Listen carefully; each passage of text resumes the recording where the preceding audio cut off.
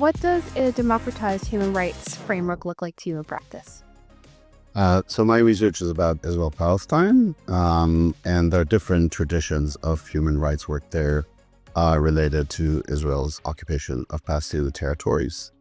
And those traditions are quite strong. I mean, new NGOs or a lot of activists who join the cause of fighting the occupation do it in a certain way as it's been done already.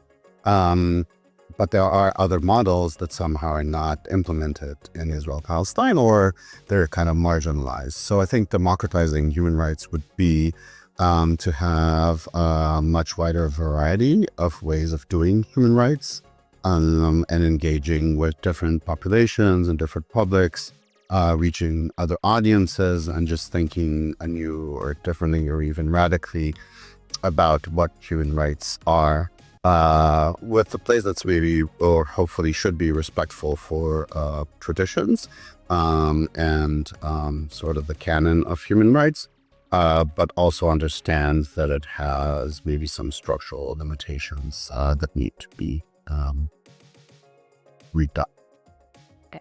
Just building on that, how had existing frameworks for interpreting democracy and human rights shaped your current research as it is right now? So I actually found it very useful to approach the study of human rights with tools not from the study of human rights. So to take, for example, just picking on conversations that some of the participants of the conference just had.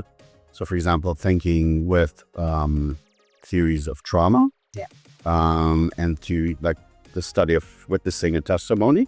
Not necessarily human rights witnessing a testimony, but witnessing a testimony in different aspects, the theory of, and then bring those theories that, it's kind of intuitively makes sense, but to understand human rights through them. So enriching human rights study and hopefully at some point practice as well with perspective that are parallel to human rights work and we can adjust them, which is kind of a nuanced process. All right, one more question for you today.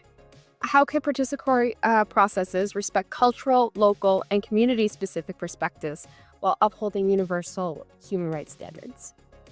So I am really interested in human rights archives and NGOs as historical actors. Right.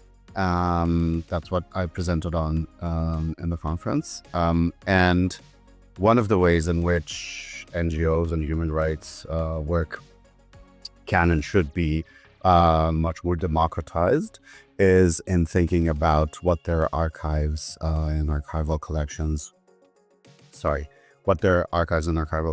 can actually do beyond the routine of human rights advocacy. So I imagine human rights work as relating to not initially organically, but ultimately in an organic way, in a very inspiring way, with different cultural and political initiatives and projects and institutions beyond what we conceive as like the classical human rights mechanisms. I love the point that you make too about history and archives. I think that's such a crucial lens to look through it. Thank you so much for your participation. Thank you.